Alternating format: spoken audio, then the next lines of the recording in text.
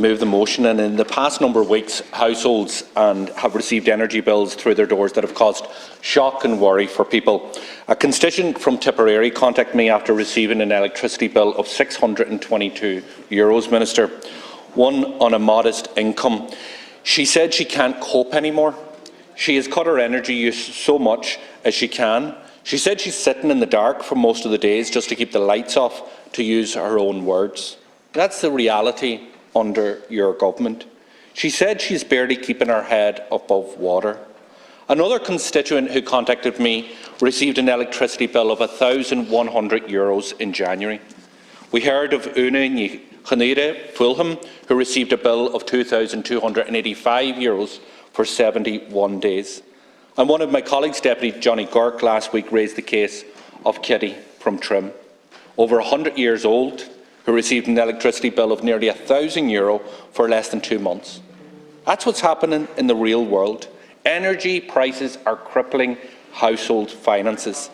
They're driving households into energy poverty, and they're driving them into hardship and despair. And over the past 2 years, electricity prices have doubled.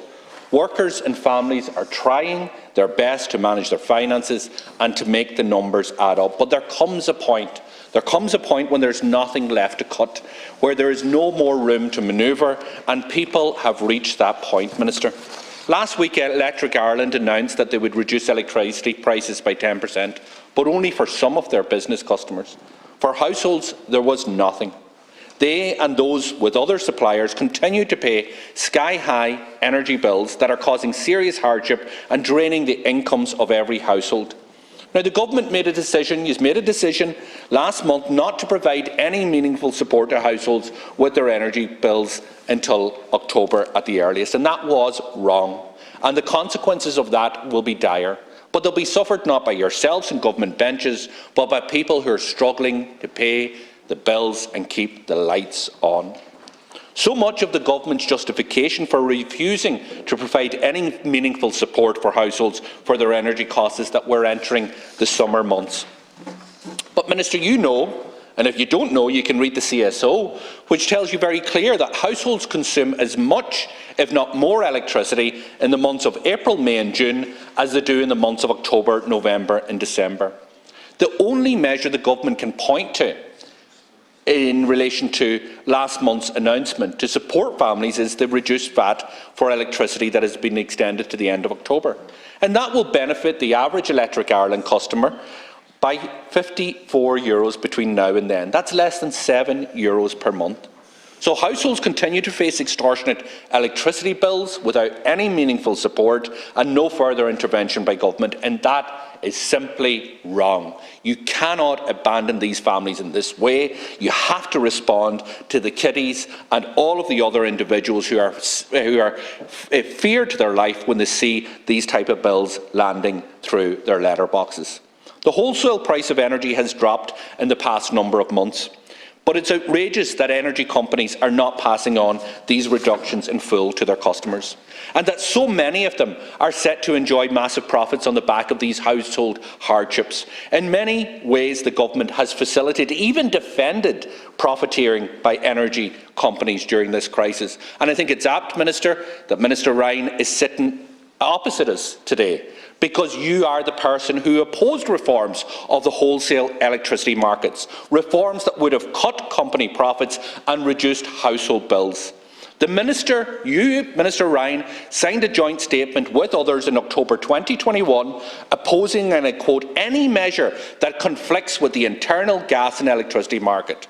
For months, your colleague, the Minister for Finance at the time, Minister Paschal Donoghue, he opposed taxing the windfall profits on energy companies that they were making on the back of this crisis. You know what he said, Minister? He said, and I quote him, it would be the wrong direction to go. He said it would undermine tax certainty in the energy sector. He deliberately took the side of the big energy companies who were fleecing people and abandoned, like yourself, ordinary people who are being fleeced in terms of high energy prices. But it was under pressure from our EU countries that the government was forced to do a U-turn on both of these issues. But your instinct was revealed. The instinct was to protect the profit margins of energy companies at the expense of struggling households. Now, this government has delayed the introduction of these windfall taxes and will implement measures that will allow electricity producers to retain all of their windfall profits for the first 11 months of 2022.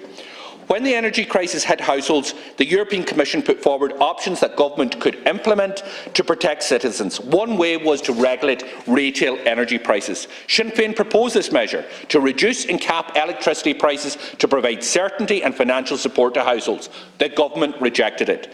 We now have countries right across Europe doing what Sinn Féin have been calling on you to do, which is to ensure that there is certainty for their citizens in relation to electricity prices. In Germany, in the Netherlands, in France, in Poland, Austria, elsewhere, they are doing what we are asking your government to do. But instead, you have taken a decision to leave households on the whim of energy companies and to deal with record energy bills that are simply unaffordable. That choice is the wrong one. Today's motion that we bring forward asks you to reverse that. Just like you reverse your decision on windfall taxes, just like you reverse your decision in relation to the wholesale energy market, it is time now that you stand up for consumers and make sure that government act at this point in time and reduce energy bills for people.